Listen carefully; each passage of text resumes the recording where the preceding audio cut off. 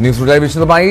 Parliament അതിക്രമ കേസിൽ mobile ഫോണുകൾ നശിപ്പിച്ചുവെന്ന മുഖ്യാസൂത്രകൻ ലളിത് ഛായുടെ മൊഴി.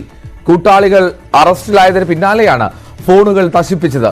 ലളിത് ഛായുടെ ചോദ്യം ചെയ്യൽ തുടരുകയാണ്. ലളിത് ഛായിൽ നിന്ന് കൂടുതൽ വിവരങ്ങൾ ലഭ്യമാകുമെന്നാണ് ഡൽഹി സ്പെഷ്യൽ സെൽ കരുതുന്നത്.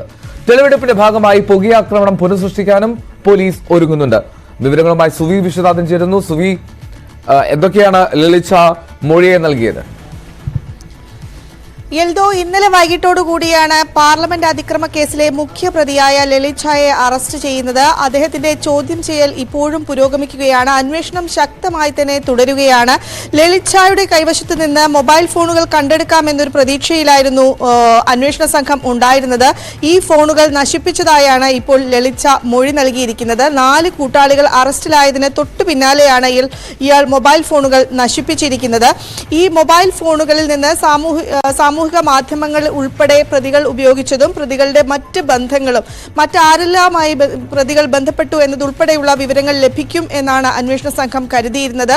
ഒപ്പം തന്നെ പ്രതികളുടെ ഫോൺ നമ്പറുകളുമായി ബന്ധപ്പെട്ട ഈ ഫോൺ നമ്പറുകൾ, വിവിധ ഫോൺ നമ്പറുകൾ നിരീക്ഷണത്തിലാണ്. 50 പേരോളം പേർ നിരീക്ഷണത്തിലാണ് എന്നാണ് പറയുന്നത്. ഇവർക്ക് ഈ അതിക്രമവുമായി ബന്ധപ്പെട്ട എന്തെങ്കിലും പങ്കുണ്ടോ എന്നാണ് പരിശോധിക്കുന്നത്. ഈ പ്രതികളുടെ കൈവശത്ത് നിന്ന് പ്രധാനമന്ത്രി നരേന്ദ്രമോദിക്കെതിരായ ഒരു ലീഫ്ലെറ്റും കണ്ടെടുത്തിട്ടുണ്ട്. ഏതായാലും ഈ പ്രതികളുടെ ഇത്തരത്തിലുള്ള ഒരു കുറ്റകൃത്യം ചെയ്യാനുള്ള കാരണം സർക്കാരിനോടുള്ള എതിർപ്പാണ് എന്ന കാര്യത്തിൽ തന്നെ പോലീസ് വ്യക്തത വരുത്തുന്നുണ്ട്. അതുപോലെ തന്നെ ഈ ഒരു ആക്രമണം ആസൂത്രിതമാണ് എന്നും പോലീസ് കണ്ടെത്തിയിട്ടുണ്ട്. ഏതായാലും ലളിത് ഛായുടെ അറസ്റ്റോടുകൂടി മുഴുവൻ പ്രതികളെയും അറസ്റ്റ് ചെയ്യാൻ കഴിഞ്ഞു എന്നൊരു പ്രതീക്ഷ പോലീസ് പറയുന്നുണ്ട്. ഏതായാലും ഈ ലളിത് ഛാ ഈ സംഭവം നടക്കുമ്പോൾ പാർലമെന്റിന് തൊട്ട് പുറത്തുണ്ടായിരുന്നു.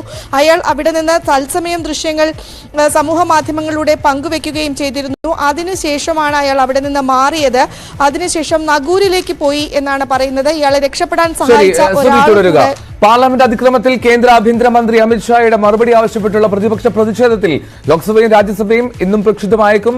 പ്രതിഷേധിച്ച എംപിമാരെ സസ്പെൻഡ് ചെയ്ത നടപടിയും പ്രതിപക്ഷം ഉന്നയിക്കും. ലോക്സഭയിൽ 13 പേരെയും രാജ്യസഭയിൽ ഒരാളെയുമാണ് സസ്പെൻഡ് ചെയ്തത്. വിഷയത്തിൽ വീഴ്ച സംബന്ധിച്ച ആഭ്യന്തരമന്ത്രി പ്രതിപക്ഷം രാഷ്ട്രീയം കളിക്കുകയാണ് എന്ന് ആരോപിച്ചു. ഒരു സ്വകാര്യ ചാനൽ പരിപാടിയിലായിരുന്നു അമിത്ഷായുടെ പ്രതികരണം.